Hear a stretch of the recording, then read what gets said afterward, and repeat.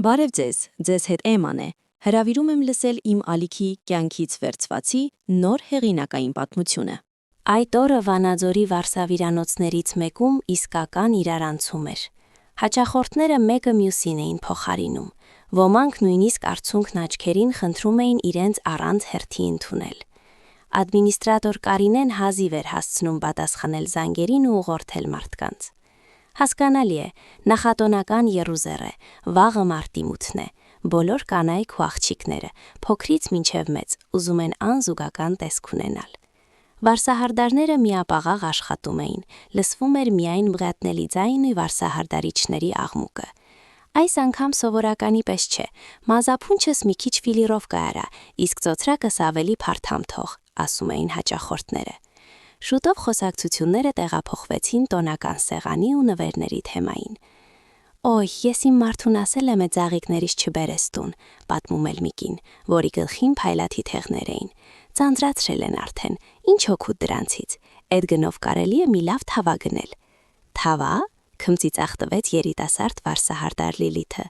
«Չէ, ես հենց զաղիկ եմ ուզում, թող շուտ թարամեն, բայց գեղեցիկ են։ Մարտի 8 է վերջապես, իսկ թավան կարելի է ցանկացած օր էլ առնել», ասաց Լիլիթը։ «Չէ, բալաջան», ձայն տվեց հարամանաթորին նստած մի տարեցկին, լավամանեղենը միշտ էլ պետք է, այդ ցանկացած օրը կարող է երբեք էլ չգալ։ Ինձ իմ պապը նոր տարուն մի լավ գազան նվիրեց, ես էի ուզել։ Գիտեք ինչ լավ փլավ է մեջը ստացվում, ամբողջ կյանքում սեփել եմ, բայց այս գազանի մեջ ուրիշ է։ Քննարկումը սահուն անցավ տոնական ուտեստներին։ Աննան լուր լսում էր այս ամենը, եռանդով աշխատեցնելով մկրատը։ Նրա հաճախորդը նույնպես ակտիվ մասնակցում էր զրույցին։ Մի քանի անգամ փորձեցին նաև Աննային ներգրավել, բայց նա համառորեն լռում էր։ Մարտի 8-ը կանանց տոնն է, բոլորը սպասում են ուշադրությունն իրենց տղամարդկանցից, իսկ Աննան, նա ոչ մեկից սպասելիք չուներ, միայն թե փեսան երևի զանգի Երևանից, մի հատ էլ հարևան Սուրենը աստիճանավանդակում կիսախուն վիճակում ասի, շնորհավոր տոնդը։ Կես տարի առաջ Աննան բաժանվեց ամուսնուց, վռնտեց նրան տանից, և մինչև հիմա ցավը չէր անցնում։ Միասին ապրել էին գրեթե 25 տարի, պատրաստվում էին արծաթե հարսանիքին։ Աղջիկն արդեն նշանված էր, թվում էր ապրիր ու վայելիր, բայց ամեն ինչ այլ կերպ դասավորվեց։ Աննան, վերջացնելով վերջին հաճախորդի գործը, կարգի բերեց սեղանն ու շտապեց դուրս գալ, թեև գործընկերները դեռ մնում էին։ Նրանք որոշել էին մի շիշ գինի բացել, բայց Աննայի սիրտը չէր ուզում։ Նա դուրս եկավ փողոց, արդեն մթնշաղ էր, փչում էր Վանաձորի սառը քամին։ Կինը գլխարկը քաշեց միջև հոնքերը, ծածկեց բարակ բաճկոնի գլխարկը։ Շուտ էր գարնանային շորերին անցել։ Նա շտապեց դեպի կանգառ, հուսալով, որ երթուղայինը շուտ կգա։ Այլապես այս քամուց կարելի է սառչել։ Եվ կարծես մեկը լսեց նրա մտքերը։ Մի րոպե չանցած մոտեցավ մի գազել, որտեղ ընդամենը մեկ ազատ տեղ կար։ Աննան նստեց, ճակատը հենեց սառը ապակուն ու սկսեց մտածել անցյալի մասին։ Վերջին շրջանում նա միայն անցյալով էր ապրում, հասկանալով, որ ոչինչ հետ չես բերի,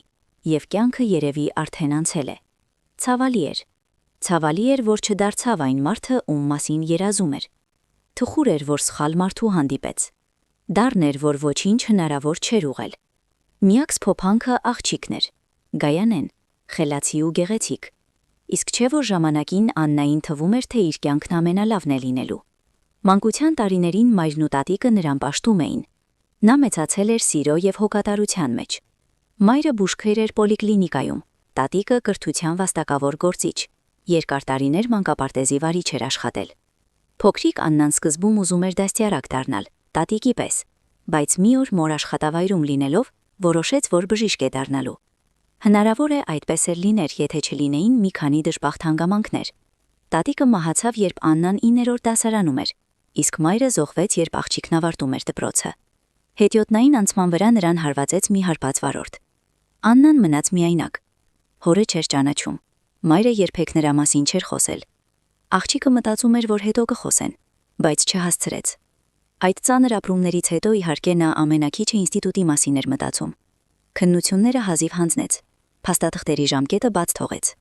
Երբ մի քիչ ուշքի եկավ, հասկացավ, որ պետք է ապրել, հացի փող վաստակեր։ Սկզբում սպասք լվացող աշխատեց, հետո վարսահարդարման դասընթացներ ավարտեց ու սկսեց մարդկանց գեղեցկացնել, մոռանալով իր երազանքի մասին։ Ապագա ամուսնու Արմենի հետ Աննան ծանոթացավ 19 տարեկանում, ընկերական մի հավաքույթի ժամանակ։ Արմենը շփվող էր, հաճելի, գիտեր գեղեցիկ խոսել։ Նա բժիշկ էր, երիտասարդ թերապևտ։ Աննան հենց առաջին օրը խոստովանեց, որ ինքն էլ էր երազում բժշկության մասին։ Դեռ ուշ չէ, ժպտում էր Արմենը, դեռ կդառնաս բժիշկ ու կլինենք գործընկերներ։ Բայց գործընկերներ նրանք չդարձան։ Փոխարենը շատ արագ սիրավեպ սկսվեց, որը շուտով հանգեցրեց ամուսնության։ Կես տարի անց նրանք սակսում էին։ Աննան վստահ էր, որ գտել է իր ճակատագիրը։ Արմենն էլ էր երջանիկ թվում։ Միայն թե Արմենի ծնողները, որոնք ապրում էին այլ քաղաքում, կասկածներ ունեին, արդյոք Աննան համապատասխանում է իրենց որդուն։ Նա բժիշկ է, իսկ աղջիկը հասարակ վարսահարդար։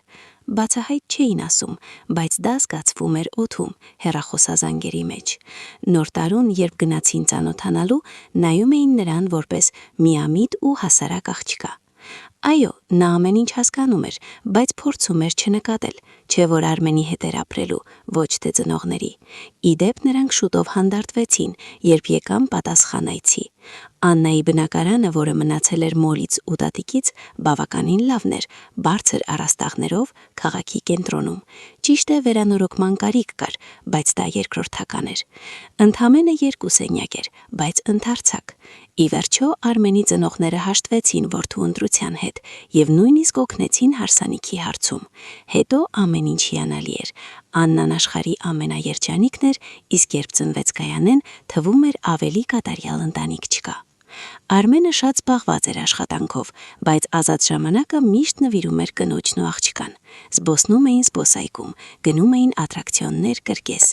Աննան ձգտում էր լինել կատարյալ կին, միշտ խնամված էր, տունը փայլուն, ուտելիքը համեղ, ամուսնու շապիկները միշտ արտուկված։ Աննան մինչև 3 տարեկանը մնաց Գայանեի հետ, հետո դուրս եկավ աշխատանքի մի վարսավիրանոցում, որը Արմենի պոլիկլինիկայի հարևանությամբ էր։ Դա շատ հարմար էր։ Առավոտյան աղջկան տանում էին մանկապարտեզ, հետո աշխատանքի, իսկ երեկոյան Արմենը վերցնում էր Աննային։ Գործընկերները նախանձում էին նրան այսպիսի սիրուն, հոգատար ու բժիշկ ամուսին ունենալու համար։ Միայն տարեց վարսահարդար Թամարանն էր քմծիծաղ տալիս։ Մի օր էլ ուղիղ ասաց. Աննա, դեռ ամուսին դիրեն ցույց կտա։ Աննան միայն զարմացած նայեց նրան։ Մտածեց երևի չարությունից է ասում։ Թամարան ընդհանրապես մի քիչ կծու լեզու ուներ։ Իսկ հետո եղավ առաջին հարվածը։ Վարսավիրանոց եկավ մի երիտասարդ աղջիկ եւ նստեց Աննայի մոտ։ Աննան սկսեց աշխատել, իսկ այդ ընթացքում աղջկա հեռախոսը զանգեց։ Աննան ինքն էր տվեց հեռախոսը սեղանի վրայից։ Ոյ, Արմեն ջան, սկսեց ծլվլալ աղջիկը։ Վարսավիրանոցում եմ։ Հա, մինչև կեսօր էի ընդունում։ Իսկ դու դեռ 2 կանչ ունես։ Լավ, դուրս գամ կզանգեմ։ Մեր սրճարանում կհանդիպենք։ Աննան շարունակում էր աշխատել, բայց մի տեսակ ներքին տագնապ զգաց։ Քանի Արմեն կա աշխարհում, բայց բանն այն է, որ երբ հեռախոսը տալիս էր, տեսավ զանգողի անունը գրված էր սիրելիս, իսկ ձայնը շատ նման էր ամուսնու ձայնին։ Նա ավարտեց գործը, բայց երբ աղջիկը դուրս եկավ, Աննան չդիմացավ ու գնաց նրա հետևից։ Թամարանը կարեկցանքով նայեց նրան։ Աննան հետևում էր աղջկան որոշակի հեռավորությունից։ Մի պահ նա քարացավ։ Աղջկան ընդառաջ էր գալիս հենց իր Արմենը։ Մոտեցավ, համբուրեց նրան, ինչ որ բան ասաց շպտալով, հետո շրջվեց ու տեսավ Աննային։ Գունատվեց, հետ քաշվեց ու վազեց դեպի կինը, իսկ Աննան հետ դեպի վարսավիրանոց։ Արմենը վազեց հետևից, փորձում էր արդարանալ, թե սխալ ես հասկացել։ Բայց ինչ է սխալ հասկանալ, երբ սեփական աչքով տեսար։ Վերջ, բաժանվում ենք, գոռաց Աննան։ Արմենը կմկմաց ու հեռացավ, բոլորի դատապարտող հայացքների ներքո։ Աննան հեկեկում էր, չէր կարողանում հանդարտվել։ Եվ հենց այդ ժամանակ Թամարան ասաց նրան. Աննա, մի շտապիր, այդ բաժանումը հեշտ է ասելը։ Աղջիկ ես մեծացնում, նրան հայր է պետք։ Տղամարդիկ բոլորն էլ այդպիսին են։ Իմը կարծում ես չի քայլել։ Հիմա 60 տարեկան է, էլի ջահելների հետևից է նայում։ Համբերիր, կանցնի։ Թամարա, բայց ո՞նց ապրեմ սրա հետ, լացակումած հարցրեց Աննան։ Լուր, պատասխանեց կինին ու շրջվեց։ Այդ օրը Աննային շուտ թողեցին տուն։ Նա մտել էր տուն, հաստատ որոշած բաժանվել։ Արմենն արդեն տանն էր, խոհանոցից համեղ հոտեր էին գալիս։ «Սիրելիս, ես որոշեցի քո սիրած կարտոֆիլով հավը եփել», ասաց ամուսինը։ Աննան դեռ չէր հասցրել բերանը բացել, երբ Գայանեն վազեց ու գրկեց նրան։ «Աղջկան շուտ եմ բերել պարտեզից», ավելացրեց Արմենը։ Աննան շփոթվեց։ Երեխայի ներկայությամբ հնարավոր չէր հաշիվներ մաքրել։ Նա ոչինչ չասաց, գնաց աղջկա սենյակ, խաղում էր նրա հետ, թեև մտքերը ուրիշ տեղ էին։ Հետո Արմենը բոլորին կանչեց սեղանի մոտ։ Սեղանին ամեն ինչ կար՝ գինի, մրգեր, ծաղկեփունջ։ Ծաղիկները նա մեղավոր հայացքով մեկնեց Աննային։ Գինը վերցրեց ու դրեց պատուհանագոգին։ Հետո սկսվեց լուռ ընթրիքը։ Երբ Գայանեն գնաց իր սենյակ, Արմենը խզեց լռությունը։ «Աննա, ես ուզում եմ բացատրել»։ «Ինչը, դավաճանությունդ», կտրուկ հարցրեց Աննան։ «Դավաճանություն չի եղել։ Այդ Լուսինեն հարևան տեղամասի բուժքույրն է, վաղուց է հետևիցս ընկած։ Նա հատուկ է արել, իմացել է, որ դու այնտեղ ես աշխատում, իսկ ես նրան զուտ աշխատանքային հարցով պիտի զանգեի»։ «Եվ աշխատանքի բերումով է նա քեզ սիրելիս անվան տակ գրանցել։ Եվ մասնագիտական պարտքի զգացումով էիր նրան համբուրում», հարցրեց Աննան։ Արմենը շփոթվեց, բայց շարունակեց հերքել։ Աննան սկսեց գոռալ, ամբողջ կուտակվածը դուրս եկավ։ Նա լաց էր լինում, մեղադրում նրան, իսկ Արմենը երդվում էր, որ դա թյուրիմացություն է եւ այլևս չի կրկնվի։ «Իհարկե չի կրկնվի, որովհետեւ ես բաժանվում եմ։ Վերցրու շորերդ ու կորիր այստեղից»։ «Աննա, մի տաքացիր, երեխա ունենք», մրմնջաց Արմենը։ «Ես ինքս կմեծացնեմ նրան, դու այլևս նրա աչքին չերևաս»։ Եվ հենց այդ պահին սենյակ վազեց վախեցած Գայանեն։ Նա մոտ 5 տարեկան էր։ Փոքրիկը հասկացել էր, որ մայրը վռնում է հայրիկին։ Նա սկսեց աղեգտուր լաց լինել ու գոռալ. «Չեմ ուզում, որ պապան գնա»։ Աննան փորձում էր հանգստացնել նրան։ Արմենն էլ էր փորձում մոտենալ, բայց Աննան թույլ չէր տալիս։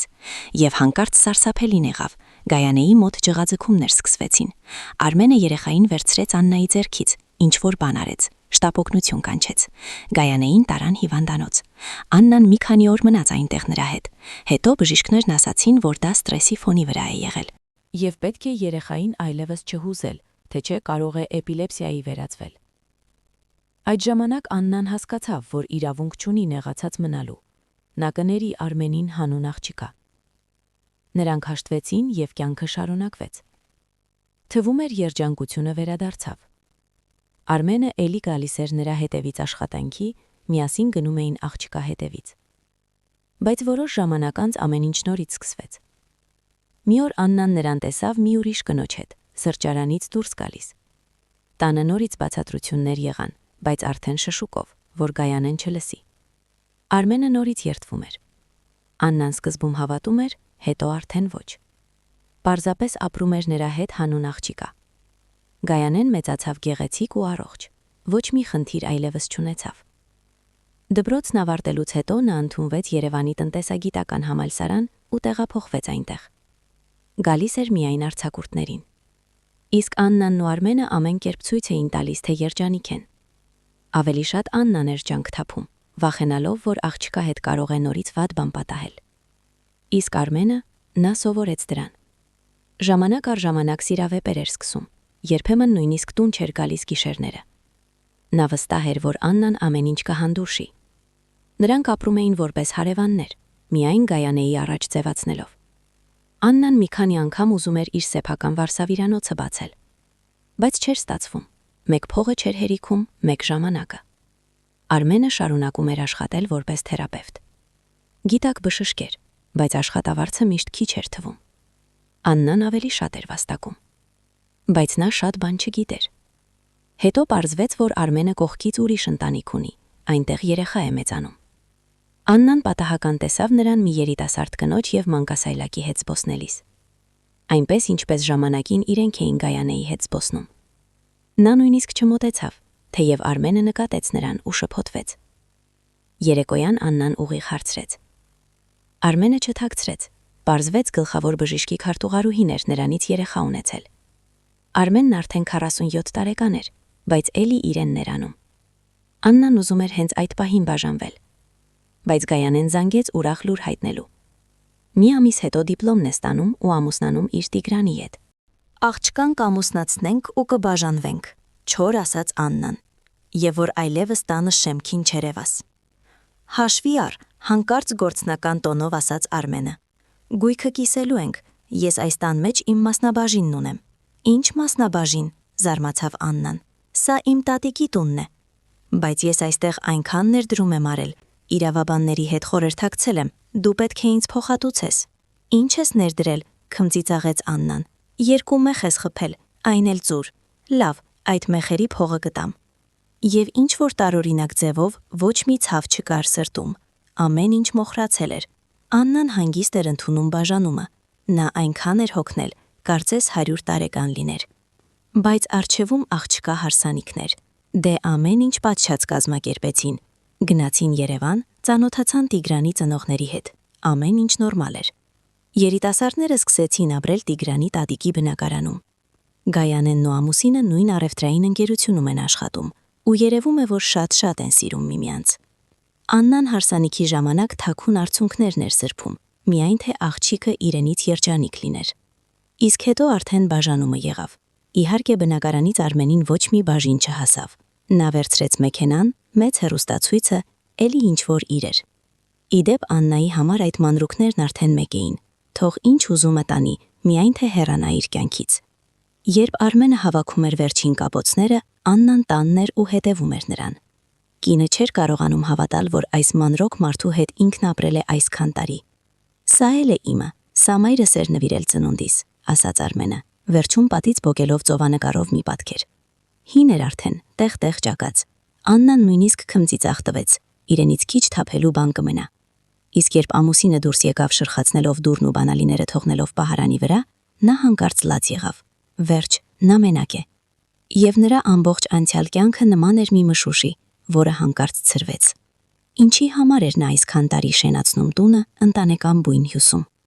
Լաց եղավ, իսկ հետո մի այնպիսի բարկություն պատեց նրան։ Պետք է ազատվել այն ամենից, ինչ հիշեցնում է անցյալի ու ամուսնու մասին։ Ու սկսեց դեն նետել այն ամենը, ինչն իրեն նյարդայնացնում էր. ննջարանի վարագույները, ծածկոցը, ինչ որ գրքեր, վազաներ։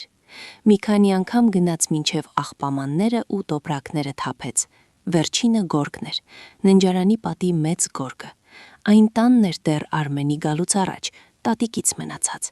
Աննան այնքան անգամ էր ուզել այն դեն նետել, բայց խղճում էր։ Իբր թե բնական պարսկական գորգ է, մեկ էլ տատիկի հիշատակը։ Բայց այդ երեկո նա ջղայնացած պոկեց այն պատից, շատ ծանր էր։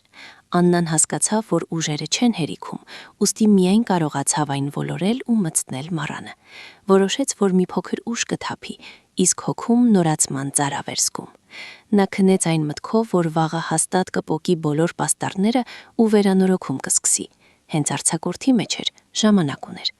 Առավոտյան թափը մի քիչ պակասեց, տան բոլոր պաստառները չպոկեց, սկսեց խոհանոցից։ Հենց վերանորոգման պահին նրան տեսակցության եկավ աղջիկը, ով հորից իմացել էր բաժանման մասին։ Չէր զանգել, ինքն էր եկել, հետն էլ երիտասարդ ամուսնուն բերել։ Մամ ջան, դուք չէ որ այնքան լավ էիք ապրում։ Աղջիկը շփոթված նայում էր շուրջը։ Ինչու այսպես եղավ։ Բալես, սա վաղուց էր եղել, պատասխանեց Աննան խառնելով պաստառների սոսինձը։ Պարզապես ես ու հայրդ լռում էինք, եւ նա ամեն ինչ պատմեց աղջկան։ Գայանեն շոկի մեջ էր։ Տիգրանն էլ, ով կարծում էր, որ կնոջ ծնողների հարաբերությունները կատարյալ էին։ Հետո երիտասարդները ուշքի եկան ու միացան վերանորոգմանը։ Այդպես անսպասելիորեն մեկ շաբաթում Աննայի բնակարանը կերպարանափոխվեց։ Այնքան տարի ամուսնու հետ չէին կարողանում անել, իսկ այստեղ միանգամից ստացվեց։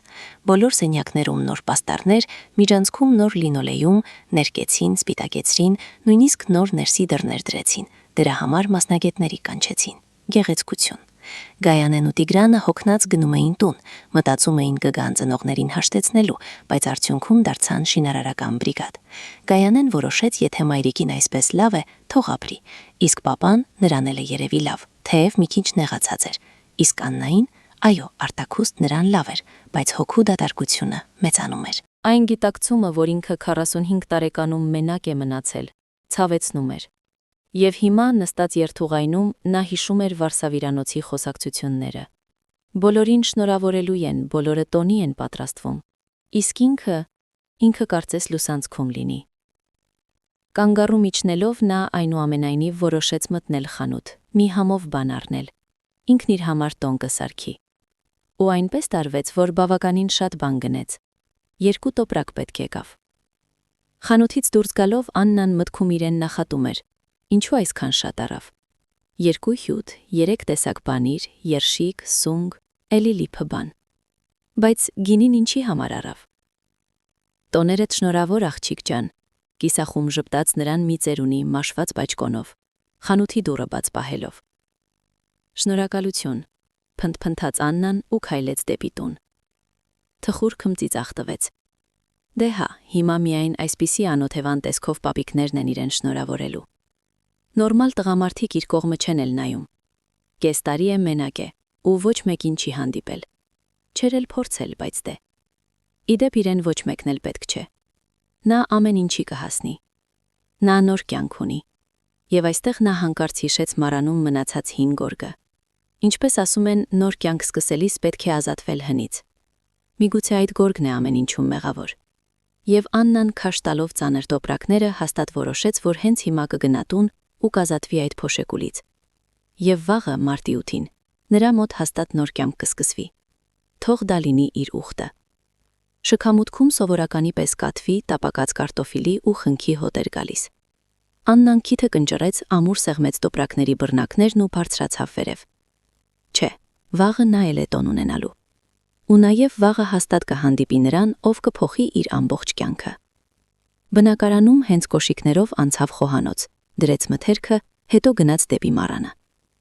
Գորգը որփի պես կանգնած էր հենված ճամփորդական պայուսակին, որը կախված էր մի հսկայական մեխից։ Աննան վստահորեն քաշեց գորգը դեպի իրեն։ Այն մեղմորեն ընկավ նրա ուսին, կարծես կարապի վիզ լիներ։ Կինը հառաչեց ծանրությունից ու քայլ արեց մառանից դուրս։ Կարծես դիտմամբ գորգը ոչ մի կերպ չէր ուզում լքել իր տեղը, կարծես հաստանում էր ինչ է սպասվում իրեն։ Բայց Աննան ամբողջ ուժով քաշեց, ու երևի այդ փոշոտ գորգը կպավ հենց այն մեխին։ Մի հատ էլ քաշեց, ինչ որ բան պատրվեց, ու գորգը հնազանդորեն ընկավ Աննայի ձեռքերը։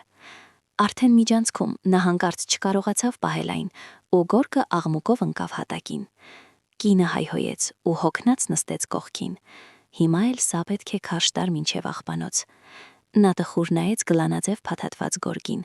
իր կարմրած ձեռքերին։ Բայց չէ, պետք է։ Աննան հառաչելով վեր կացավ, որ բռնի գորգը, եւ հանկարծ նրա հայացքը մի առարկայի կպավ։ Այն ակնհայտորեն ընկել էր գորգի միջից ու հիմա պառկած էր նոր լինոլեումի վրա, փայլելով։ Աննան զարմացած կռացավ ու վերցրեց այն։ Դա մի ոսկե մեդալիոն էր շղթայով։ Որտեղից այն այստեղ։ Կինը զննեց գորգի եզրը ու տեսավ, որ հետևի կողմից մի փոքրիկ գրպանիկ էր կարված։ Մի կողմից այն պատրված էր։ Երևի հենց այդ գրպանիկով էր գորգը կպել մառանի մեխին։ Բայց ինչ մեդալիոն է սա, ումն է։ Աննան պտտեց այն ձեռքերում, գտավ մի փոքրիկ կոճակ։ Մեդալիոնը բացվեց։ Մի կողմում մի երիտասարդ աղջիկա նկար էր, իրեն շատ նման, մյուս կողմում մի քաջ նավաստի։ Աղջիկա նկարի մեջ Աննան իհարկե ճանաչեց իր մայրիկին, բայց ով է այս երիտասարդ տղամարդը։ Միթե հայրն է։ Աննայի շունչը կտրվեց, չէ որ իր հայրանունը հենց Պետրոսի է։ Կինը արդեն չէր մտածում գորգի մասին։ Այն մի կողմ հրելով հանեց բաճկոնը կոշիկներն ու անցավ հյուրասենյակ։ Շփոթված նստեց բազմոցին, շարունակելով նայել մեդալիոնին։ Հիմա ինչ անի սրա հետ։ Ամբողջ կյանքում ինքն իրեն հարց է տվել, ով է իր հայրը, եւ ահա կարծես թե նրա նկարը իր առջև էր։ Երեկոյի մնացած մասը Աննան անցկացրեց շփոթված զգացմունքներով։ Ով էր թաքցրել այս մեդալիոնը, տատիկը թե մայրիկը։ Ու ինչու էին թաքցրել, ինչ կարիք կար։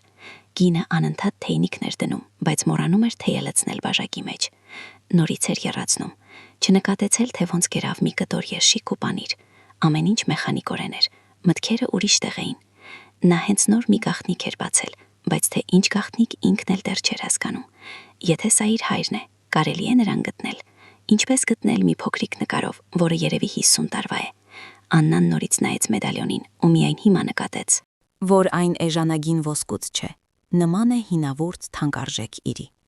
Եթե այդպես է, կարելի է փորձել գտնել, թե որտեղ են պատրաստել նման բաներ։ Մի խոսքով, կանանց միջազգային օրը Աննան որոշեց գնալ գրավատուն։ Ճիշտ է վստահ չէր, տոն օրով կաշխատեն, թե ոչ։ Այդպես էլ քնեց շփոթված զգացմունքներով, ծածկվելով ծածկոցով։ Առավոտյան նրան արթնացրեց դռան զանգը։ Ծածկոցով փաթաթված, մազերը խառնված, քնած, նա գնաց դուռը բացելու։ Տեսնես ով է եկել այս հանգստյան օրով։ Շեմքին կանգնած էր Արմենը, նրա սիրելի կարմիր վարդերի փնջով։ մեղավոր շփոթված տեսք ուներ։ Ինչ ես ուզում, փնթփնթաց Աննան ողջույնի փոխարեն։ Բարև Աննա, շնորհավոր տոնդ։ Արմենը մեկնեց ծաղիկներն ու մի քայլ արեց դեպի միջանցք։ Շնորհակալություն իհարկե, քմծիծաղեց Աննան, բայց ծաղիկները վերցրեց։ Բայց ինչու ես եկել առավոտ կանող։ Բա ջահել կինդ, երեխադ։ Աննա, ուզում էի խոսել, խոնար ասաց նախկին ամուսինն ու նայեց նրան այնպես, ինչպես լակոտն է նայում։ Հետաքրքիր է, ուսերը թոթվեց կինը, մտածեց ու հետ քաշվեց։ Դե լավ, մտիր։ Արմենին երկու անգամ խնդրել պետք չէր։ Նա պատրաստակամորեն մտավ տուն։ Աննան անցավ խոհանոց, փորձելով չնայել նախկինին, ով տեղավորվեց աթոռին ու ձեռքերը սեղմեց ծնկների արանքում։ Ճիշտ լակոտի պես, մտածեց Աննան, միացնելով թեյնիկը։ Զարմանալի է, ոչ մի զգացմունք չկար նրա հանդեպ։ Կարծես կողմնակի մի տղամարդ լիներ, ոչ թե այն մարդը, ում հետ ինքը տարիներ է ապրել ու երեխա ունեցել։ Աննա, ուզում եմ ներողություն խնդրել ամեն ինչի համար, վերջապես խրպոտ ձայնով ասաց Արմենը, հազաց ու ավելի վստահ ավելացրեց։ Ես այնքան մեղավոր եմ քո առաջ։ Էլ ինչ ասեմ, անտարբեր պատասխանեց Աննան, վարդերը դնելով վազայի մեջ։ Անցյալը հետ չես բերի։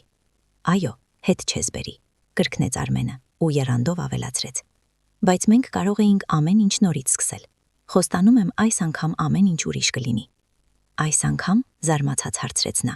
Իսկ ներկա կինդ ո՞նց կնայի դրան։ Միթե նա էլ ինպես ամեն ինչ հանդուրժելու է ու չնկատելու։ Էլի հանուն երեխարի եք ապրելու։ Էլ չկան ոչ կինը, ոչ երեխան, ցածր ձայնով պատասխանեց Արմենը։ Այսինքն ո՞նց թե չկան։ Աննա, ես բաժանվել եմ, հասկանում ես։ Նա ինձ խաբում էր։ Այ քեզ բան, նա էր քեզ խաբում, նյարդային ծիծաղեց Աննան։ Իսկ Արմենը չնկատելով նրա հեգնանքը, շարունակեց պատմել։ Պարզվում է նրա ջահել կինը, իր Էլենը, ուրիշից է երեխա ունեցել։ Խաբեությունը բացահայտվել է, երբ Արմենը իմացել է երեխայի արյան խումբը։ Ծնվելուց հետո մտքով չէր էլ անցել ստուգել։ Երևի ուղեղն այնքան էր մթակնել ջահել կնոջով։ Իսկ հետո պատահաբար նայել է երեխայի բժշկական քարտին ու տեսել, որ իր արյան խումբով չէր կարող այդպիսի երեխա ունենալ։ Իհարկե հետո կնոջ հետ հաշիվներ են մաքրել ու նա խոստովանել է, որ մի կարճատև կապ է ունեցել գործընկերներից մեկի, վիրաբույժի հետ։ Ու թեև Էլենը երդվել է, որ դա սխալ է եղել, միանգամյա մոլորություն, Արմենը նրան չի հավատացել։ Մանավանդ, որ վիրաբույժը բաց խոսակցության ժամանակ խոստովանել է, որ այո, Էլենի հետ հարաբերություններ են ունեցել ու դեմ չէ շարունակել։ Պարզապես նա Արմենի կինն էր, դրա համար մի քիչ անհարմար էր։ Պոլիկլինիկայից դուրս եմ եկել, չեմ կարող տեսնել նրան, նյարդային սեղմելով մատները, պատմում էր Արմենը։ Հիմա մասնավոր կլինիկայում եմ տեղավորվել ու զարմանում եմ ինչու շուտ չէի անում դա։ Աննա, այնտեղ մի քանի անգամ շատ եմ վաստակելու, գրաֆիկն էլ հանգիստ։ Ու այնտեղ էլ երևի լիքը սիրուն ու ջահել բժշկուհիներ ու բուժքույրեր կլինեն, սարկազմով ավելացրեց Աննան։ Աննա, վստահեցնում եմ քեզ, ես փոխվել եմ, բացականչեց Արմենն ու աղերսանքով նայեց նրան։ Այս ընթացքում իմ մեջ վերագնահատում եղավ, հասկացա, որ բացի քեզնից ինձ ոչ մեկ պետք չէ այս աշխարհում։ Մենք չէ, որ աղջիկ ունենք։ Հա, աղջիկ ունենք, մտախոհ ասաց Աննան։ Նրան ես հաստատ քեզնից եմ ծնվել։ Միայն թե Արմեն գիտես, մեջս մի բան մարել է։ Ոչինչ չեմ ուզում։ Աննա, ես քեզ չեմ շտապեցնում, դու մտածիր։ Միգուցե չեմ կարծում։ Թեյ կխմես, միապաղաղ պատասխանեց նա։ Նախկինը հնազանդ գլխով արեց ու սկսեց թեյ խմել մուրաբայով։ Աննանն էլ էր խմում իր բաժակից, ժամանակ առ ժամանակ նայելով այս փորձանքի մեջ ընկած սիրահարին։ Դե հա, երևում է անհանգստանում է, բայց իրեն արդեն մեկ էր։ Զարմանալի է դեռ 3 նատուխուր տուն էր գալիս, որ ոչ մեկին պետք չէ, որ կյանքը վերջացել է։ Իսկ այսօր կարծես թե կյանքը նրան եւս մեկ հնարավորություն է տալիս ընտանեկան կյանքի համար, բայց ոչ, այս մարդու հետ հաստատ ոչինչ չի ուզում։ Թե միգուցե շտապում է։ Աննան շրջվեց դեպի պատուհանը, նայելով նստած ձյունին ու լուսամուտի գոգին հավաքված ջրի կաթիլներին։ Միգուցե մեջը դեռ նեղացվածությունն է խոսում։ Չէ՞ որ Արմենի հետ նաև շատ լավ օրեր են եղել։ Ժամանակին նրան շատ էր սիրում։ Արմենն ինչ-որ բան ասաց։ Աննան միանգամից չլսեց, շրջվեց հարցական նայելով նրան։ Ասում եմ լավ վերանորոգում ես արել, բրիգադեիր վարձել, կրկնեց Արմենը։ Նա մի քիչ աշխուժացել էր, իրեն տանտիրոջ պես էր զգում։ Չէ, ինքս արեցի, Գայանենն ու Տիգրանը եկան օգնեցին, միայն դռները մասնագետները դրեցին։ Ապրես, այնքան լավ է ստացվել, չէի մտածի, որ մեր տանը կարող է այսքան հարմարավետ լինել։ Իսկ առաջ հարմարավետ չէր։ Չէ, ես սխալ արտահայտվեցի, շփոթվեց Արմենը։ Դու միշտ էլ լավ տանտիկին ես եղել, լավ կին ու մայր, ես էի, որ դա չէի գնահատում։ Գոնե հիմա հասկացար, որքան հնարավոր է անտարբեր պատասխանեց Աննան։ Իսկ հոգում ինչ-որ բան շարժվեց։ Միթե դա հենց այն զգացմունքն է։ Չէ, չի կարող լինել, վերջացել է ամեն ինչ։ Աննան թափ տվեց գլուխն ու ուղիղ նայեց նախկին ամուսնուն։ Շնորհակալություն, որ շնորհավորեցիր, բայց քեզ արդեն ժամանակն է։ Մեկին սպասում ես, զգաստացավ նա։ Այո, ստեց Աննան առանց վարանելու, այսօր ժամադրություն ունեմ։ Դե եթե այդպես է, մրմնջաց Արմենը։ Կներես, որ անհանգստացրի։ Լավ, ես գնամ։ Էլի ներողություն։ Հասկացա, որ ես քո կյանքում էլ չկամ, հենց այդպես։ Նա վեր կացավ, դուրս եկավ խոհանոցից, հետո հանկարծ թեքվեց դեպի սենյակները։ Ես ուղղակի ուզում եմ մի հատ էլ նայել, տեսնել ինչպես է ամեն ինչ հիմա։ Բացատրեց ճանապարհին, աչքերը թաքցնելով։ Աննան ձեռքերը խաչած հենվեց միջանցքի պատին, սպասելով նրան։ Օհ, լսվեց նրա զարմացած ձայնը հյուրասենյակից։ Առաջ սա չկար։ Աննան նայեց սենյակ։ Պահարանի վրա դրված էր հենց այն մեդալյոնը։ Արմենը կանգնած էր կողքին ու նայում էր դրան, չհամարձակվելով ձեռքը տալ։ Աննա, սա չէ որ ոսկի է։ Շատ թանկարժեք է։ Բա ինչ էիր կարծում, քմծիծաղեց Աննան։ Որտեղից։ Ինչ տարբերություն քեզ համար։ Նվիրել են։ Նա ով պետք է գա քեզ մոտ։ Հենց նա։ Աննա, զգույշ եղիր։ Եթե նման բաներ են նվիրում, ուրեմն պահանջն էլ քիչ չի լինի։ Արմենը տագնապով նայեց նրան։ Հաշվի կառնեմ Արմեն։ Գնա, ներվային պատասխանեց Աննան։ Նրան արդեն սկսել էր բարկացնել ամուսնու կպչունությունը։ Դա ձևական հոգատարություն էր։ Նրա մասնակցությունը հիմա ամենակիչն էր պետք Աննային։ Էլ ինչ պետք է պատմեր նրան, թե որտեղից է այդ մեդալյոնը։ Արմենն այլևս ոչ մի բառ չասաց, հրաժեշտի նշան անելով գլխով։ Միջանցքում հագավ բաճկոնը, կոշիկներն ու դուրս եկավ, մրմնջալով. Քեզ լավ նայիր։ Աննան միայն ծանր հառաչեցի պատասխան, իր ամբողջ տեսքով ցույց տալով, որ հոգնել է նրա ներկայությունից։ Իրականում դա այդքան էլ այդպես չէր, բայց ինչ որ ներքին կամագորություն հանկարծ արթնացել էր նրա մեջ։ Արմենը գնաց, իսկ նա դեռ երկար նստած էր խոհանոցում, խմում էր սառած թեյը, նայում ծաղկեփնջին ու ինչ որ պատճառով նորից ուզում էր լաց լինել, բայց զսպեց իրեն։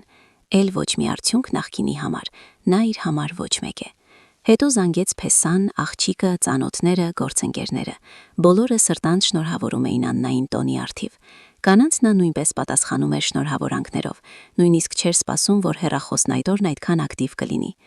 Ճաշից հետո հանելով երշիկը, պանիրը եւ երեկվա գնումներից եւս ինչ-որ բաներ, վերցնելով շամպայնի շիշը, նա տեղավորվեց հեռուստացույցի առաջ։ Խմում էր, ուտում եւ դիտում խորհրդային ֆիլմեր։ Կարծես թե տրամադրությունը բարձրացավ։ Միայն երբեմն նրա հայացքն ընկնում էր մեդալյոնի վրա, եւ հոգում անմիջապես հարցեր էին ծնվում։ Ոչ, այսօր նա հաստատ չի փնտրի պատասխանները։ Մի փոքր ուշ։ Այնուամենայնիվ տոներից հետո Աննան վերցնելով մեդալյոնը գնաց գրավատներից մեկը։ Ընտրեց այն մեկը, որտեղ ըստ համացանցի կար թանկարժեք իրերի գնահատման հիանալի մասնագետ։ Հետաքրքիր իր է, ասաց գնահատողը, ուշադիր զննելով մեդալյոնը։ Հետո հետաքրքրությամբ նայեց կնոջը։ Տիկին, իսկ որտեղից է այն ձեզ մոտ։ Ժառանգություն է հասել, պատրաստական պատասխանեց Աննան։ Իսկ փաստաթղթեր կան։ Կան, հասկանալով, որ պետք չէ մանրամասների մեջ մտնել, ստեց կինը։ Բայց ես չեմ հասկանում, որքան այն հիմա կարժենա։ Չէ որ հին է։ Ես դեռ չգիտեմ որտեղ կարող էին նման բան պատրաստել։ Հետաքրքիր է իմանալ։ Գնահատողը մտախոհ պտտեց իրը ձեռքերում, բացեց այն, հարևանցի նայեց ներսի լուսանկարներին ու նորից հայացքն ուղեց Աննային։ Ես դեռ չեմ կարող ասել դրա գինը եւ ծագումը։ Փորագրությունը իհարկե ավելի ուշ է արվել եւ դա էժանացնում է իրը, բայց այնուամենայնիվ այն շատ հետաքրքիր է։ Եթե դուք այն թողնեք, ես կարող եմ ավելի մանրամասն պարզել ամեն ինչ, ասաց նա որոշ դադարից հետո։ Ինչ որ բան նրա ձայնի մեջ զգուշացրեց կնոջը, եւ նա բացասաբար օրորեց գլուխը։ Ոչ, պետք չէ։ Դրա անհրաժեշտությունն այդքան չկա։ Ինձ համար այս մեդալյոնը պարզապես հիշողություն է։ Կարևորն այն է, որ հիմա գիտեմ, սա էժանագին զարդ չէ։ Շնորհակալություն հայտնելով Աննան դուրս եկավ գրավատնից, բայց ինչ-որ տագնապի զգացումով։ Եվ հետո ամբողջ օրը աշխատելով հաճախորդների հետ, նա չէր կարողանում ազատվել հուզմունքից։ Աչքերի առաջ այդ գնահատողի, սուր հայացքով ծերունու կերպարն էր։ Նրա խրպոտ ձայնը հնչում էր գլխում։ Որտեղից ձեզ այս իրետիկին։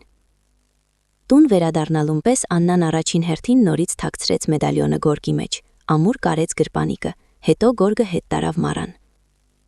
Թող առայժմ այնտեղ մնա։ Ներքին զգացողությունը հուշում էր, որ այդպես ավելի ճիշտ կլինի։ Այնուամենայնիվ հոր մասին մտքերը նրան հանգիստ չէին տալիս, միգուցե նա դեռ ողջ է։ Նա երկար վերհիշում էր բոլոր ազգականներին, ովքեր կարող էին օգնել բացելու այս գաղտնիքի վարագույրը։ Հիշեց Լուսինեին, ով ապրում էր գյուղում։ Նա Աննայի մոր, Նարինեի հորեղբոր աղջիկն էր, ու երևի երիտասարդության տարիներին լավ մտերիմ են եղել։ Լուսինեն այն ժամանակ քաղաքում էր ապրում, սովորում էր խոհարար հրուշակագործ, հետո գնացել էր ծնողների մոտ, այնտեղ ամուսնացել, ամբողջ կյանքն աշխատել կոլտնտեսության ճաշարանում ու պետք է որ դեռ ողջ լիներ։ Քանի որ սակավաթիվ ազգականները ոչ մի վատ լուր չէին հայտնել։ Ազգականների մեջ չէ, որ զանգում են միայն այն ժամանակ, երբ ինչ-որ բան է պատահում։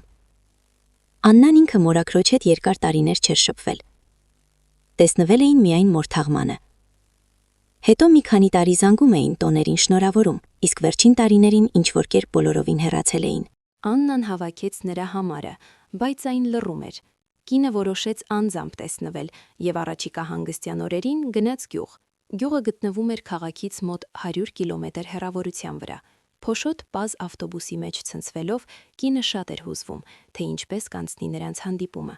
Բա որ մորաքույրը նրան չճանաչի կամ ընդհանրապես չցանկանա շփվել։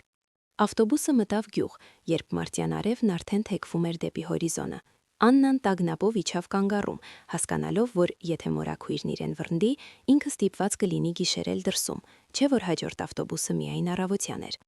Այս գյուղում Աննան եղել էր դեռ դպրոցական տարիներին, բայց հիշում էր ճանապարհը։ Լուսինե մորաքրոջ տունը պետք է լիներ փողոցի վերջից երկրորդը, աջ կողմում։ Մոտենալով նա շփոթված քարացավ տեղում։ Կարծես նույն տունն էր, բայց նաև ոչ։ Առաջ դա հասարակ գյուղական տնակ էր, փայտե ցանկապատով ու դարպասներով, իսկ հիմա աղյուսե տուն, կղմին դրետանիքով ու երկաթե ցանկապատով։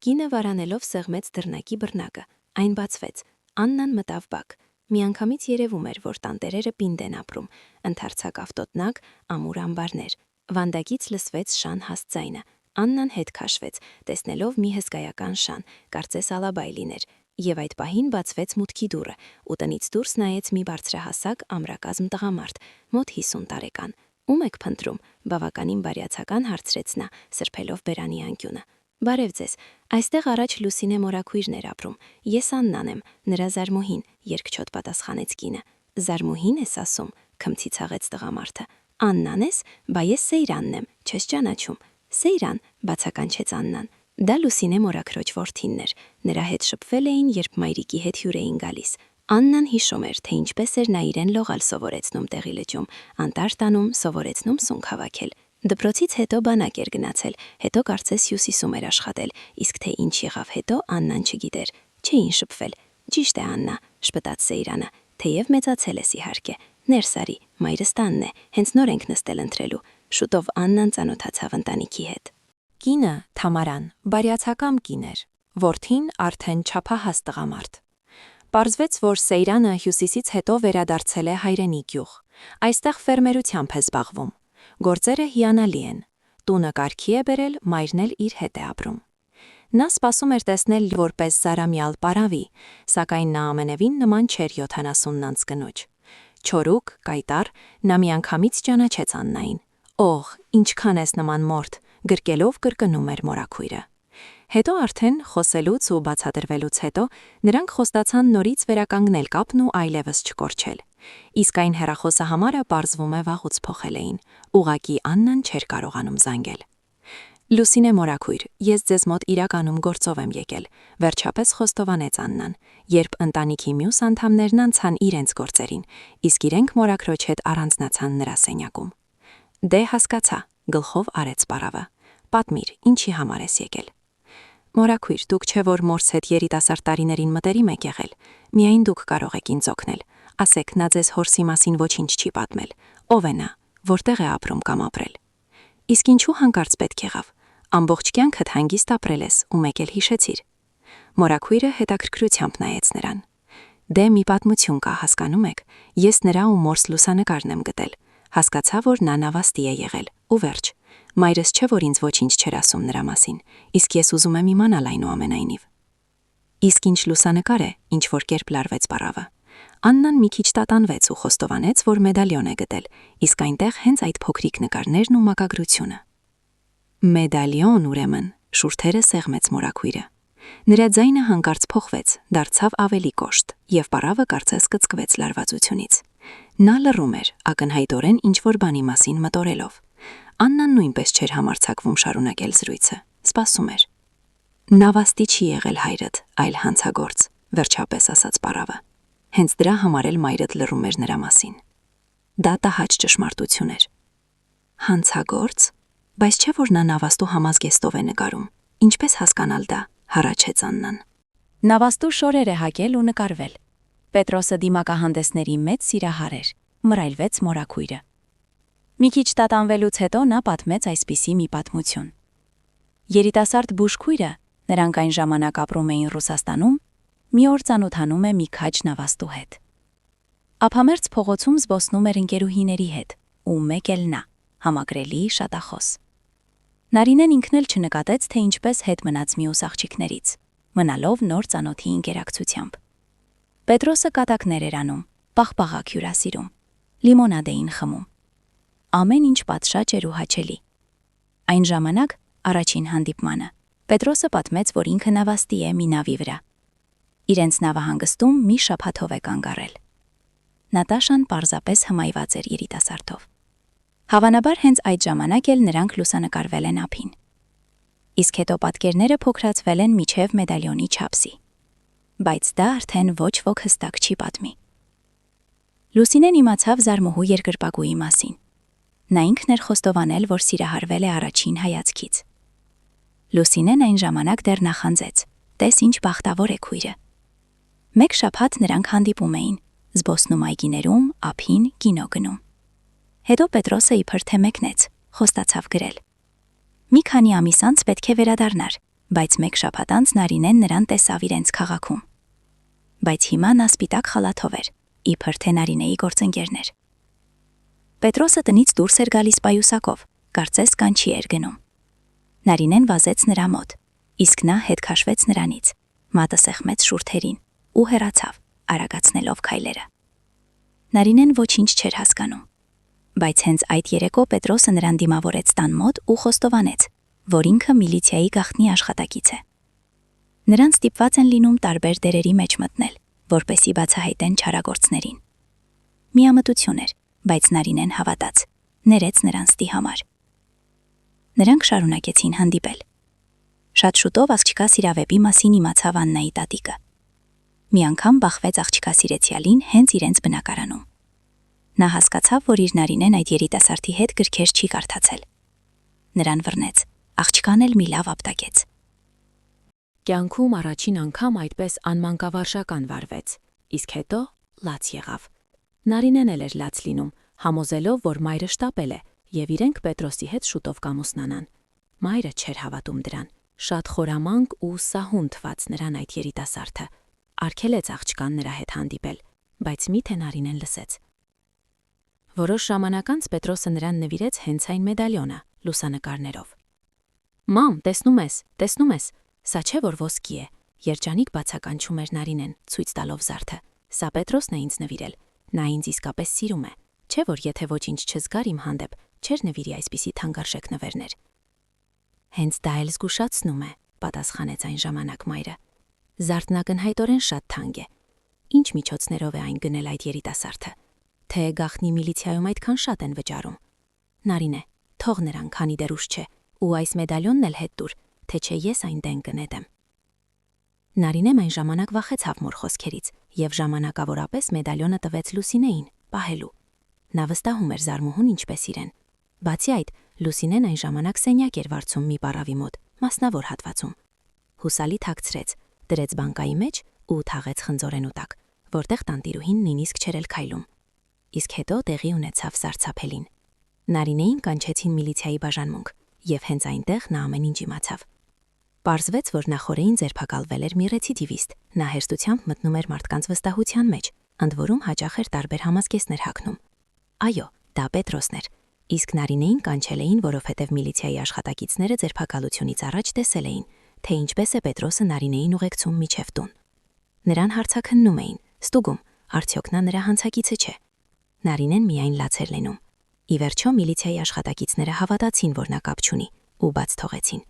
Ճիշտ է, աղջիկը մի փոքր ստեց, երբ նրան հարցրին արդյոք Պետրոս իրեն թանկարժեք նվերներ նվիրել է, նա պատասխանեց ոչ, այնքան շատ էր ուզում պահել այդ մեդալյոնը։ Միևնույն է, չնայած ամեն ինչին, նա շարունակում էր սիրել Պետրոսին։ Երբ մայրը խոսեց աղջիկա հետ, նա նույնպես հիշեց մեդալյոնի մասին, արդրեց արդյոք դենը նետել այն։ Եվ հենց այդ ժամանակ Նարինեն խոստովանեց, ասաց, որ Լուսինեին է տվել։ Մայրը լռեց ի պատասխան, բայց հաջորդ օրն ինքը եկավ Լուսինեի մոտ ու պահանջեց վերադարձնել մեդալյոնը։ Լուսինեն, ով արդեն ամեն ինչ գիտեր, վերադարձրեց, ինչին էին պետք ավելորդ խնդիրները։ Իսկ մայրը իրոք պատրաստվում էր դեն նետել մեդալյոնը, բայց ինչ-որ պատճառով չարեց դա, եւ միայն նա կարող էր այդքան հմտորեն թաքցնել զարդը գորգի մեջ։ Չէ որ Նարինեն մինչև կյանքի վերջ համոզված էր, որ մայրն ազատվել է մեդալյոնից։ Իսկ երբ Նարինեն հասկացավ, որ հղի է, երկար ժամանակ լռում էր, մորը չէր խոստովանում, վախենում էր, որ նա կպահանջի անել ամենասարսափելին։ Սակայն մայրը, երբ ամեն ինչ հասկացավ իր կանացի բնազդով, միայն գրկեց Նարինեին ու հանգիստ ասեց. «Ոչինչ, աղջիկ ջան, երեխային կմեծացնենք ու նա կլինի միայն մերը»։ Հետո նրանք տեղափոխվեցին Հայաստան։ Աննան մեծացավ երկու ամենահարազատ մարդկանց սիրո ու հոգատարության մեջ։ Իսկ թե Պետրոսն ինչ եղավ, հայտնի չէ։ Նարինեն միևնույն է այդ հիմարին սիրում էր, սպասում էր։ Նրան ասացին, որ նա մահացել է բանտում։ Այս էր եղելությունը։ Ավարտեց իր պատմությունը Լուսինե մորաքույրը։ Աննան շոկի մեջ էր։ Նա այսպիսի ճշմարտության չէր սպասում։ Դե ինչ արած հիմա, ինչ կա։ Գիշերելով ազգականների մոտ առավոտյան Աննան հեռացավ։ Հրավիրեց հարազատներին, երբ քաղաքում լինեն, իրեն այցելեն։ Հարազատները չպետք է այդպես հեռանան միմյանցից։ Երբ Աննան մտավ իր բնակարան, սարսափից ճչաց, տանն ամեն ինչ տակնու վրա էր արված։ Պահարանների բոլոր դռները բաց էին, իրերը թափված հատակին, կահույքը հետ քաշված։ Նրա սիրելի կակտուսները շրջված էին, թաղարը ջարդված։ Մարանում նույնպես ամեն ինչ քանդված էր։ Իսկ հենց այն գորգը ընկած էր միջանցքում։ Աննան հիշեց թաքուն գրպանիկի մասին։ Այդպես էլ կար, կտորը պատրված էր, մեդալյոնը չկար։ Կինը կանչեց ոստիկանություն։ Իհարկե առաջին հերթին հարցրին ինչ է կորել։ Բացի մեդալյոնից ոչինչ, զննելով ավերածությունը պատասխանեց Աննան։ Նրա համար այնքան ցավալի էր ու վիրավորական։ Նրա վերանորոգված բնակարանը հիմա նման էր ինչ-որ ռազմադաշտի։ Ինչ մեդալյոն, հետաքրքրվեց քննիչը։ Աննան պատմեց, թե ինչպես է վերջերս գտել այդ ոսկյա իրը։ Մի քիչ մտածելով պատմեց նաև, թե ինչպես է այն հայտնվել իրենց ընտանիքում։ Քննիչին սա ավելի շատ հետաքրքրեց, եւ նա խոստացավ անպայման պարզել ամեն ինչ։ Դրա հետ մեկտեղ խորհուրդ տվեց զգույշ լինել անհայտ գտածոների հետ եւ չվստահել առաջին պատահածին։ Որ գրավատունն էի գնացել, վերջում հստակեցրեց քննիչը։ Աննան ասաց, միաժամանակ շատ զարմացավ։ Միթե այդ ամենի մեջ խառն է այդ գնահատողը։ Եվ հիշելով իր տագնապալի զգացումները նրա հետ շփումից հետո, լրակյաց համաձայնեց քննիչի հետ։ Շատ հավանական է, էլ ով գիտեր մեդալյոնի մասին։ Չէր կարող չէ գյուղի հարազոտներին կասկածել։ Իրավապահների հեռանալուց 1 ժամ էլ չէր անցել, երբ դրան զանգը հնչեց։ Դա Արմենն էր։ Բանն այն է, որ Աննան պատահածից հետո զանգել էր աղջիկան ու ամեն ինչ պատմել։ Իսկ նա արդեն հորն էր տեղյակ պահել։ Ահա նա էլ եկել էր։ Աննա, քեզ հետ ամեն ինչ կարգին է, անհանգստացած հարցրեց նա, կանգնելով դռների մեջ։ Նորմալ է։ Միայն թե հիմա մինչև գիշեր պետք է այս ամենը հավաքեմ, տխուր պատասխանեց Աննան։ Արի օգնեմ։ Դու, Արմեն, դու երբ ես ինձ օգնել տան գործերում, տխուր ժպիտով ասաց նա։ Այ հիմա էլ կօգնեմ, պատասխանեց նա, ու առանց հրավերի ներս մտավ բնակարան։ Եվ անմիջապես հանելով վերնահագուստը եւ կոշիկները, սկսեց ինչ-որ բան ուղղել, տեղափոխել։ Աննան կանգնած նայում էր նրան։ Հոգու խորքում հանկարծ կասկած հայտնվեց։ Արմենն էլ էր տեսել այդ մեդալյոնը, բայց ոչ, դա արդեն չափազանց կլիներ։ Արմենը կանանց սիրահար էր, բայց հանցագործ չէր, այնուամենայնիվ։ Տունը կարգի բերելն ավարտեցին կեսգիշերից բաղականին ուշ, եւ անընկած զրուցելով նույնիսկ հաշտվեցին։ Համենայն դեպս Աննան արդեն ավելի մեղմ էր պատասխանում նախկին ամուսնուն։ Մի քանի անգամ նույնիսկ շպտաց. «Միգուցե մի բան ուտենք, ավազակները սառնարանը չեն դատարկել», վերջին գիրքը դարակին դնելով հարցրեց Արմենը։ «Այո, կարծես ամեն ինչ տեղում է», ժպտաց Աննան։ «Միայն թե ոչինչ չեմ պատրաստել»։ «Երշիկն ու պանիրը կլինի»։ «Ես հիմա նույնիսկ չորացած հացի կտորից չեմ հրաժարվի», համեստ պատասխանեց Արմենը։ «Իսկ հացի հարցում երևի խնդիր լինի։ Ես հիմա հազվադեպ եմ հաց գնում»։ Բա B խմբի վիտամինները։ Չէ, Աննա, հացիկը պետք է։ Բայց դուք բժիշկներդ պնդում եք, որ հացը վնասակար է, կատակեց Աննան։ Վնասակար է, երբ մի նստելով մի ամբողջ հաց են ուտում։ Իսկ մի երկու կտորից միայն օգուտ կա, արձագանքեց Արմենը, արդեն ուղղվելով դեպի խոհանոց։ Նա իրեն ավելի ու ավելի տանտիրոջ պես էր զգում, եւ ինչ-որ պատճառով դա այլևս չէր բարկացնում Աննային։ Հետո նրանք նստած էին խոհանոցի սեղանի շուրջ, ուտում էին երշիկն ու հացը, խմում էին դեռ տոնից մնացած գինին ու խոսում։ Հիշում էին իրենց համատեղ կյանքի առաջին տարիները, աղջկա ծնունդը, հետո տխրում էին։ Ինչու ամեն ինչ այսպես եղավ։ Արմենն իրեն էր մեղադրում ամեն ինչում, բայց Աննան էր մտածում, միգուցե պետք չէր այդքան համբերատար լինել։ Եթե ժամանակին ամուսնու գլխին օպերացիաներ սարքեր, գուցե նա այդքան շատ չգնար ձախ, ամեն ինչ չէր հասնի լիակատար անտարբերության։ Աննա, միգուցե փորձենք ամեն ինչ նորից սկսել, նորից հիշեցրեց Արմենը։ Նա միայն ուսերը թոթվեց, ժպտաց ու մատը սեղմեց շուրթերին։ Միշտ ապիր։ Արմենը հասկացավ նրան, գլխով արեց։ Այդ գիշեր նրանք քնեցին առանձին, նա իր սովորական մահճակալին, իսկ Արմենը աղջիկա սենյակում, եւ ինչ-որ պատճառով երկուսն էլ երկար չէին կարողանում քնել, լսելով միմյանց շնչառությունը։ Իսկ մի քանի օր անց Աննային կանչեցին ոստիկանություն։ Քննիչը հայտնեց, որ նրա նկարագրությամբ իրենք պարզել են, թե ինչ մեդալիոն է եղել բնակարանում։ Շատ տարիներ առաջ Ռուսաստանում թալանել էին մի ոսկերչի։ Թալանողն այդ նույն Պետրոսն էր եղել, դա հետո էին պարզել։ Եվ ահա հափշտակված իրերի մեջ նշված էր մեդալիոնը, բոլոր զարդերը հետո գտել էին, իսկ մեդալիոնը կարծես ջուրն էր անցել։ Այդ զարդի առանձնահատկությունն այն էր, որ դիմերեսը զարդարված էր զմրուխտով, փոքրիկ, բայց շատ թանկարժեք։ Այնտեղ ոչ մի քար չկար, զարմացավ Աննան, հիշելով մեդալիոնը, թեև այնտեղ իսկապես մի փոքրիկ փոսիկ կար ու կարծես ջուղիկներ լինեին, ես կարծեցի այդպես է նախատեսված։ Հավանաբար հենց այդտեղ էլ ամրացված է եղել քարը, գլխով արեց քննիչը, հառաչեց ու ավելացրեց. Աննա, ես կարծում եմ, որ հանցագործները փնտրում էին ոչ միայն մեդալիոնը, այլ հենց այդ քարը, եւ նրանք կարող են դրա հետևից նորից գալ։ Բայց ես այն աչքովս չեմ տեսել։ Հասկանում եմ, հնարավոր է ձեր հայրը հանել է այն դեռ նախքան մեդալիոնը մորը նվիրելը,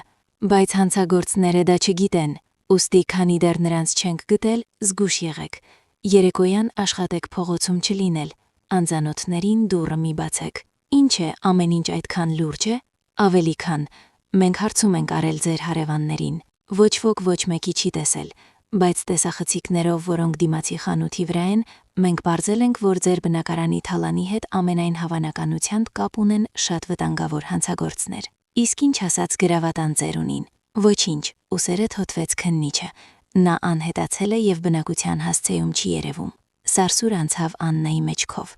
Նա հասկացավ, որ իրեն ոչ հեստ ժամանակներ են սպասվում։ Իսկ ինչու տատիկը չէր նետել այդ անիցիալ մեդալիոնը դեռ այն ժամանակ, երբ վերցրել էր մորաքրոջից։ Բաժանմունքի մոտ նրան սպասում էր Արմենը։ Դու այստեղ ինչ ես անում, զարմացավ Աննան։ Ես հիմա ամենուր քեզ կուղեկցեմ, լուրջ եմ ասում, արտասանեց նա։ Ես խոսել եմ ոստիկանությունից մեկի հետ։ Նա իմ հիվանդն է եղել նախկին պոլիկլինիկայից, այնպես որ Աննա ամեն ինչ լուրջ է։ Գիտեմ, այ հենց դա, դու էլ ամեն ինչ գիտես։ Հիմա ես միշտ քեզ հետ կլինեմ։ Աննան ուզում էր քմծիծաղ տալ, բայց չստացվեց։ Ինչ-որ պատճառով երկար տարիներ անց նա հանկարծ այլ կերպ նայեց իր արդեն նախկին ամուսնուն։ Ոչ, նա ոչ ինֆանտիլ էր, ոչ էլ նարցիս, իսկական տղամարդ, ով կարող է պաշտպանել իր կնոջը։ Իսկ նրա բոլոր նախկին արկածները գնալով ավելի ու ավելի էին մոռացվում։ Ինչպես ես ինձ ուղեկցելու, եթե դու էլ ես աշխատում, նկատեց նա։ Ես արձակուրդ վերցրի իմ հաշվին, պարզաբանեց Արմենը։ Իսկ այդպես կարելի է, որքան հիշում եմ, առաջ քո պոլիկլինիկայում դա չէր խրախուսվում։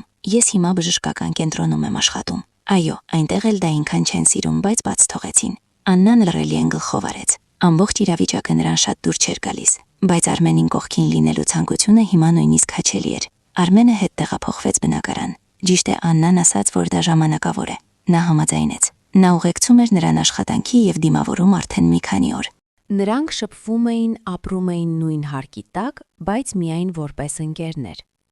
Աննան դուրս եկավ վարսավիրանոցից ու ուղղվեց դեպի կանգառ։ Անսպասելիորեն կողքին արգելակեց մի հին 09։ Աննան չհասցրեց ոչ մի կերպ արձագանքել, երբ մեքենայից դուրս թռավ մի ամրակազմ տղամարդ ու նրան ներս հրեց։ Նա նույնիսկ ճչալ չհասցրեց։ Իսկ մեքենայի մեջ նա տեսավ հենց այն գրավատան ծերունուն։ Մեքենան տեղից պոկվեց։ Աննան սարսափով նայում էր իրեն առևանգողներին։ Նրանք երեքն էին, հենց այդ ծերունին, կողքի հաղթանդամ տղամարդը եւ նիհար վարորդը, ով անընդհատ ծխում էր ու հայելու մեջ նայում կնոջը։ Ո՞վ եք դուք եւ ինչ է ձեզ պետք, վերջապես կարողացավ արտասանել Աննան։ Տիկին, մենք արդեն հանդիպել ենք, տեսնում եմ, որ դուք էլ ինձ ճանաչեցիք, խրպոտ ձայնով ասաց ծերունին։ Ուստի անկեղծ լինենք, ինձ ձեզնից մի փոքր բան է պետք, տվեք այն, ինչը ձեզ չի պատկանում։ Բայց ես ուրիշի ոչինչ չեմ վերցրել, չեմ վիճում, դուք չեք վերցրել, վերցրել է ինչպես հասկանում եմ ձեր հայրը։ Դուք մեդալյոնի մասին եք, ուրեմն դուք էիք իմ բնակարանում, բացականչեց Աննան։ Այո, տիկին, կներեք, որ անհանգստություն պատճառեցինք, բայց այլ կերպ չէինք կարող վարվել, ասաց ծերունին։ Նրա ձայնն ավելի կոշտացավ։ Ուր եք դրել քարը։ Ես այն չեմ տեսել, մեդալյոնի մեջ քար չկար։ Չեմ հավատում, քարը կար, երբ Պետրոսը վերցրեց զարդը բնակարանից։ Ես էլ էի այնտեղ, ու մեդալյոնն իմ աչքով եմ տեսել։ Բայց ինձ այն հասել է հենց այն տեսքով, ինչպես հիմա ձեզ մոտ է, բացականչեց Աննան։ Պարզ է։ Լավով այս աղջիկը չի հասկանում, ուստի գնում ենք անտառ, ձայն տվեց վարորդը։ Այո, անտառ, պատասխանեց ծերունին։ Ինչու անտառ, սարսափած շշնջաց Աննան։ Այնտեղ դու մեզ ամեն ինչ կբատմես, քմծիծաղեց հաղթանդամը, եւ այդ պահին վարորդը սկսեց հայհոյել։ Հետո լսվեց խուլ հարված։ Աննան տեսավ, որ ճանապարհը փակել է ծանոթ մի մեքենա։ Դա ամուսնու մեքենան էր։ Վարորդը դուրս թռավ ու բռունցքներով հարձակվեց Արմենի վրա, ով նույնպես արդեն դուրս էր եկել մեքենայից։ Բայց հենց այդտեղ լսվեց շչակների ձայնը, եւ մի րոպե անց արդեն աշխատում էր հատուկ ջոկատը։ Ոստիկանությունը եկավ, հանցագործները ձերբակալվեցին։ Վախից կիսամեռ Աննային իրեն էր սեղմում Արմենը, իսկ նա չէր էլ դիմադրում։ Երկար տարիների մեջ առաջին անգամ նա զգում էր ամուսնու պաշտպանությունը, նրա աջակցությունը, նրա ամուր թիկունքը։ Նրանք կանգնած էին մեքենայի մոտ ու լռում էին։ Արմեն, ինչու այդպես անմտածված վարվեցիք։ Նրանց մոտեցավ քննիչը։ Ինչու վտանգեցիք ձեր մեքենան։ Հիմա տեսեք ինչքան նորոգման ծախս է սպասվում։ Դա դատարկ բան է, կսարքեմ,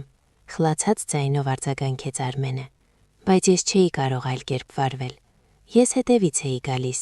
իսկ ձերոնք ինչ որտեղ հեռու էին, ու մեկ էլ նրանք սկսեցին արագացնել։ Վախեցա, որ ձեռքից բաց կթողնենք։ Դու գիտեիր, որ ես մեքենայի մեջ եմ,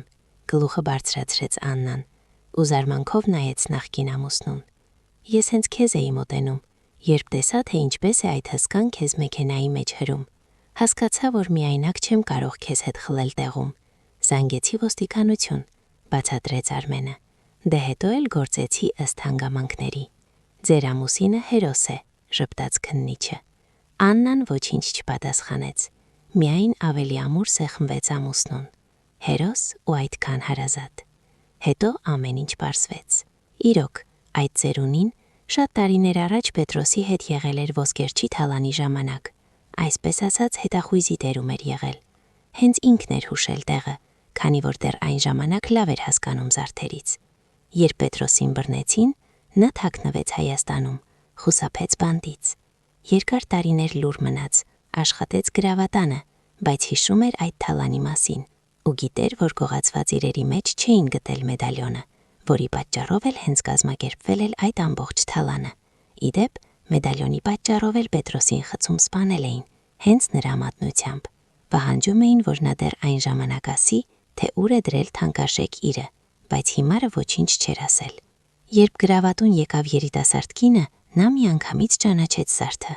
Այո, մեդալյոնում քարը չկար, կային այդ հիմար լուսանկարներն ու մակագրությունը, որը Պետրոսն անձամբ էր արել, բայց միևնույն է, մեդալյոնը քիչ չարժեր ու քարն էլ պետք էր գտնել։ Նա մտածեց ու հասկացավ, որ Պետրոսն այն ժամանակ նվիրել է մեդալյոնն իր սիրեցյալին։ Աննան գրավատանը անձնագիր էր ներկայացրել, ուստի ծերունին իմացավ, թե որտեղ է նա ապրում։ Հասկացավ, որ նա Պետրոսի դուստրն է, ու քարն էլ ակնհայտորեն նա է հանել։ Ինքն էլ հեշտ կին չէ, ամբողջովին հորն է քաշել, այդպես էր նա կարծում։ Հանցակիցների մեջ օգնականներ գտավ, նրանք մտան բնակարան։ Այնտեղ ամեն ինչ տակնու վրա արեցին, բայց գտան միայն մեդալյոնը, դրանով էլ գնացին։ Բայց իրենց մտադրությունից հետ չկանգնեցին, ահա եւ առևանգեցին Աննային, որպիսի քարի մասին ճշմարտությունը կորզեն։ Հանցագործներին դատապարտեցին զգալի ժամկետներով, իսկ Աննան ու Արմենը ի վերջո հաշտվեցին։ Արմենը հետ բերեց այն ամենը, ինչ տարել էր։ Ճիշտ է, կեսը հետո միասին դեն նետեցին, ինչպես եւ հենց այն գորգը։ Այո, նրանք որոշեցին ամեն ինչ սկսել մաքուր էջից, հիմա արդեն առանց դավաճանությունների։ Շատ բան նրանք վերապրեցին, միջև հասկացան, որ իրար հետ վատ են, բայց առանց իրար ավելի վատ։ Բոլորից շատ նրանց համար ուրախանում էր աղջիկը։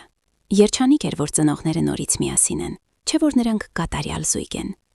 Որոշ ժամանակ անց Աննան այնուամենայնիվ իրագործեց իր ծրագիրը։ Նա բացեց գեղեցկության փոքրիկ սրահ, եւ այդ հարցում նրան օգնեց ամուսինը։ Արմենը նույնիսկ փոքր վարկ վերցրեց բանկից, միայն թե կինը երջանիկ լինի։ Հիմա նա նրան գնահատում է ու շատ սիրում, եւ ուրիշ ոչ ոք նրան պետք չէ այս աշխարհում։ Իսկ քարն այդպես էլ չգտնվեց։ Թեև Աննան որոշ կասկածներ ուներ, մի անգամ իրենց հյուր եկավ Սեյրանը, քաղաքում գործերով էր, մորաքույրն էլ էր նրա հետ եկել։ Նրանք բոլորով սրտանց նստեցին սեղանի շուրջ, զրուցեցին։ Իսկ երբ տղամարդիկ դուրս եկան պատշգամբ զրուցելու, Աննան համարձակվեց հարցնել. «Մորաքույր, իսկ այն մեդալյոնի մեջ, որ մայրս ձեզ էր տվել, քար կար»։ «Ինչ քար», զարմացավ մորաքույրը։ «Ոչինչ էլ չկար»։ Եվ կարծես թե անկեղծ ասաց, բայց աչքերը ինչ որ խորամանկ փայլեցին։ Թե Աննային միայն թվաց։ Համենայն դեպս նա այլևս ոչինչ չպարզեց։ Եթե այդ քարն ինչ որ մեկին օգնել է կյանքում, ապա փառք Աստծո, նա առանց դրա էլ կապրի։ Առավել եւս ուրիշինը նրան երբեք պետք չի եղել։ Իսկ ահա իրենը, նա հասկացավ, որ իրենը ոչ ոքի տալ պետք չէ։ Այո, պետք չէ հանդուրժել վիրավորանքները հանուն ինչ որ բանի կամ ինչ որ մեկի, այլ պետք է ջանալ ամեն ինչ ուղղել։ Թող ոչ մի անգամից, թող փոքր քայլերով, թող սխալների միջով, եւ պետք է սովորել ներել։